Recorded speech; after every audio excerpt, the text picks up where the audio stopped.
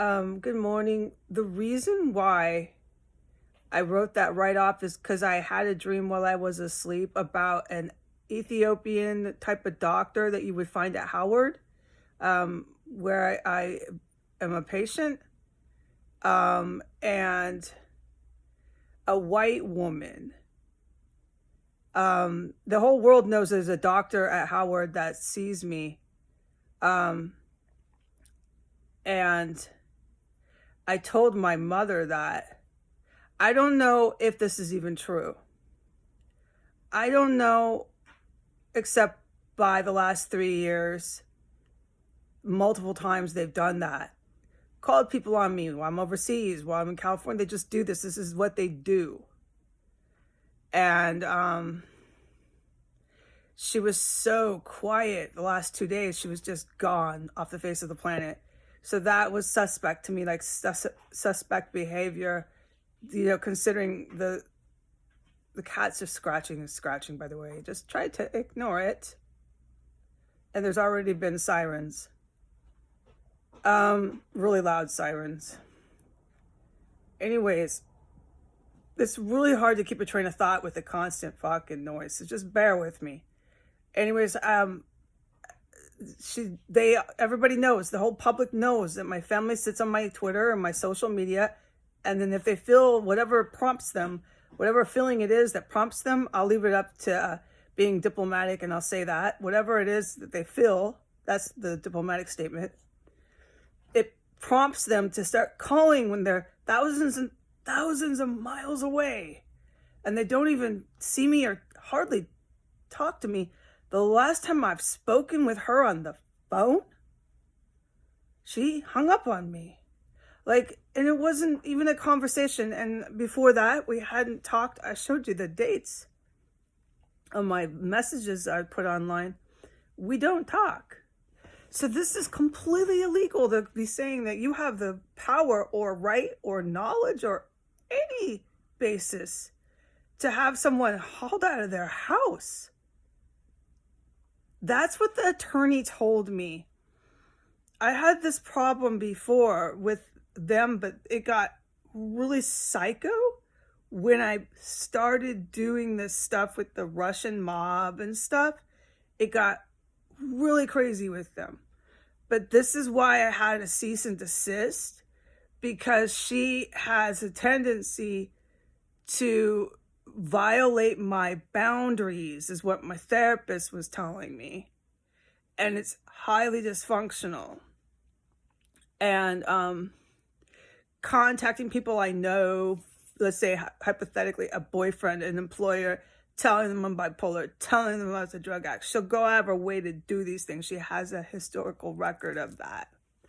And so I had fear that I would share in my therapy sessions that once I was ready to start launching my job, my new career with my new degree, college degree that I had gotten,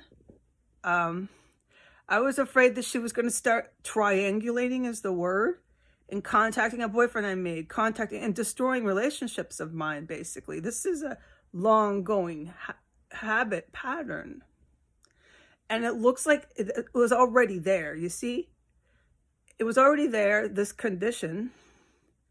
And then when I went after the Russian mob, it just got fantastically more, whatever the word, sorry, words are, because I'm so stressed. It got even worse. Like, worse is not even a word. Like, dude, their job is to sit on my account. That's it. We're calling now. I mean, yeah. So I do hope that my spiritual guidance is just that it's just something I'm supposed to know, that it is not really what has happened. And we'll just leave it at that. It's just spiritual guidance, that it's not something that really did happen. But the whole thing with sending Russ the letter, I felt something heavy in there, like there was pamphlets or something. And she told me this whole diatribe, how it was nothing at all. It was photos she had taken. It was cards. So there's no way for me to know. But it's suspect, especially in the danger I've told her I'm in with these drug addicts. I mean, the rocks going through my window the police reports I've made, what does it take? It clearly won't go over to them. If they are actually doing this, and that's what my guidance was, that the doctors think what they did was criminal. There's no reason to be calling or hauling anybody like me off and trying to have them committed. None. And so that's what the doctors are actually thinking. So I get guidance that they had some success with 2 individuals, and this is what I pivoted, and let me go back. Thank you for bearing with me. While I was sleeping, I dreamt of a Ethiopian Sudanese type of doctor. You see them, a lot of them at Howard. You see these types. And he was actually trying to give me a job. He was trying to give me some sort of employment, to give me on my feet, so I'm not desperate and begging for people to help me, because that's been a big problem. The discrimination I've been facing with employment. And so that was weird. The dream, but he was very significant. Often when I dream about people that do whatever, it's not really so much what they're doing, it's who they are. So I clearly saw him. He's like in his 50s.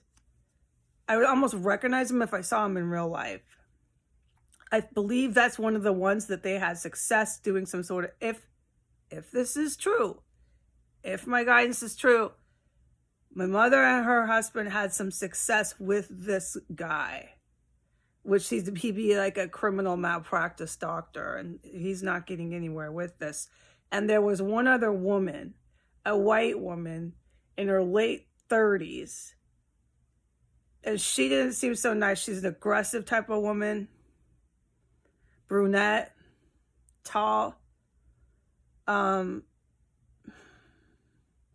So they only had success. Like, if this happened at all, if it happened even at all, they had success with 2 individuals, and I have nothing to worry about. And what's if they did this at all? What's upsetting to me the most, if they did this? But look, it's very possible with that way she sent that letter, how I had to pry anything out of her to even tell me what was in that envelope. Because what I know, I'm pivoting, it's 5 a.m.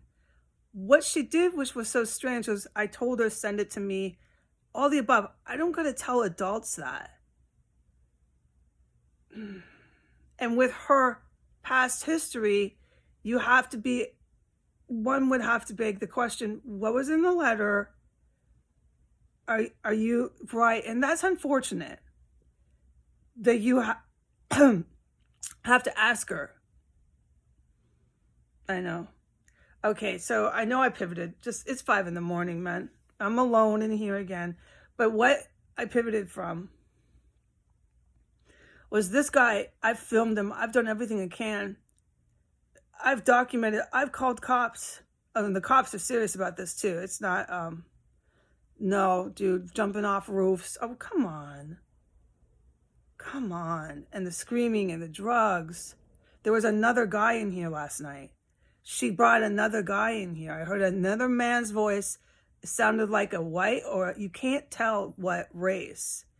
He sounded younger, and he was not threatening, whatever. Was not threatening, but she's bringing guys in here. I heard another strange guy in the hallway. That's fact. So the Russ landlord, the fact, if she did, my mother and my stepdad go out of their way to contact this level of a meth addict, this guy to any EMS is such an obvious crackhead. Obvious crackhead, dude. When I say cluck on the street, you know it because I filmed them. That's really desperate.